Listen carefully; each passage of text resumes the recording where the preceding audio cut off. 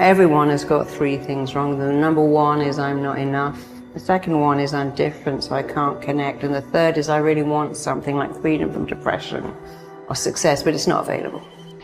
All of those things come from a feeling of emptiness inside because we're taught, oh, you feel a feeling? Why don't you eat some donuts or go onto eBay and buy, or Amazon, or have a drink? And our feelings are the most real thing we have. And we push them down. We find all this stuff to buy or eat or drink or take to keep us, like John Lennon said, comfortably numb. But then the feelings regroup and come back because they've always got a job to do. It ain't going nowhere. But if you go after the fight, if you approach the challenge, you have a much better chance of winning. This the fight of your life, baby. Are you hearing me? This the fight of your life. Since we cannot change the circumstances, but we can change ourselves. We can change what we do. Never forget, what comes easy won't last. And the things that last the longest never come easy. And that's the exact reason why the harder you work for something, the greater you feel when you achieve it. It is not going to be easy, my friend. It is not going to be a walk in the park where you can walk and smile all day. There are going to be some dark days. There are going to be some rainy days. There are going to be some sunny days. But at the end of the day, you are above ground and not under it. You have to decide. It's up to you to decide to be happy. It's that simple. It's not about if I had this thing, if I felt this way, if I was with this. There's no if. You are either happy and you decide to be happy right now and appreciate everything you have and have gratitude, or you don't. It's put up or shut up, survive and advance, win or go home. And that's why you spend all those hours grinding. That's why you spend all those hours pushing yourself to the limit.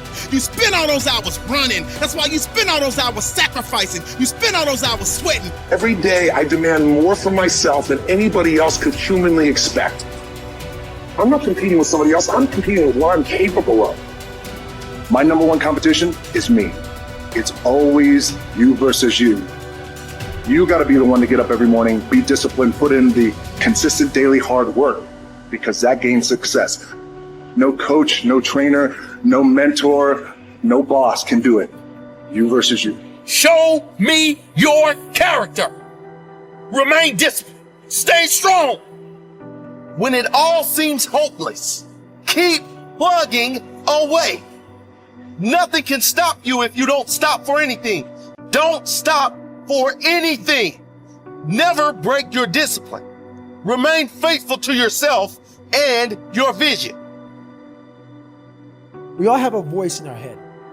Some of us are very spiritual, some of us are not, but we all have this voice and you're doing, this is wrong, don't do that. The more you don't listen to that voice, the further that voice gets away from your head. Some people call it the Holy Spirit, some people call it God, some monks, whatever you call it. It's there.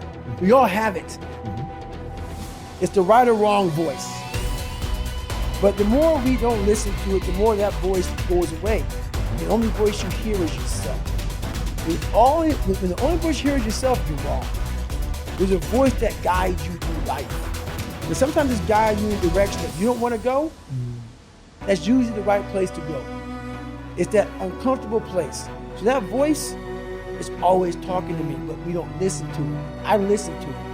And when I start getting anxious, nervous, like we all know when we've done too much because it's telling us, I'm getting tired, I'm wearing down. But we go. I start talking to my fiance, hey, I'm doing too much. We start now, like I did in Hell Week, like I do all the time, the 1 second decision. It's that decision when your mind starts to get so amped up.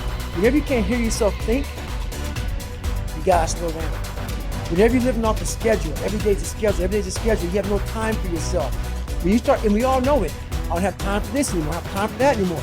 That's when your mind and your body are saying, think about it. I'm neglecting my fiance, I'm neglecting my disciplines of life, I'm neglecting my reading, my learning, my workouts, my diet. You start neglecting all of that. You neglect one of them, You can neglect all of them a long time. It's going to haunt you. When you start seeing that, my God, I haven't eaten, I haven't been sleeping, it can only be one of those things to take you off. So I'm very aware of my eating, my sleeping, my disciplines of life. And I start to get too far away from them, it's a hard stop. Because what made me me are the not just disciplines, the self-disciplines of life. And those are always in front of you. If you haven't, they're always in front of you. So that's my hard stop. Look yourself in the mirror sometimes and go, you know why I'm not happy? It's because I didn't listen 10 years ago and I got in the wrong career. You know I'm not happy? Because I married the wrong damn person. It wasn't meant to happen. Yes, everything happens for a reason. You made a bad choice, but it didn't have to be that way. And the second you build up pain, and this, by the way, is not my opinion. If you talk to guys like Dr. David Buss, top 10 most cited psychologist in history, okay? He's one of my main mentors. He told me, I said, do adults change? Like, we do all this self-help videos and podcasts. I said, am I wasting my time? He goes, yeah, kind of. I said, why? He said, well, after 25, it's very hard to teach old dogs new tricks. By the way, that's why I've changed. Most of my stuff targets people 18 to 25. That's why I do Snapchat and all that, because there's hope for 18 to 25-year-olds. Now, if you're over 25, before you get depressed, he told me, but I have good news for you, Ty. I said, what? He said, adults learn through massive trauma. So you will learn. You have to let in some trauma into your life.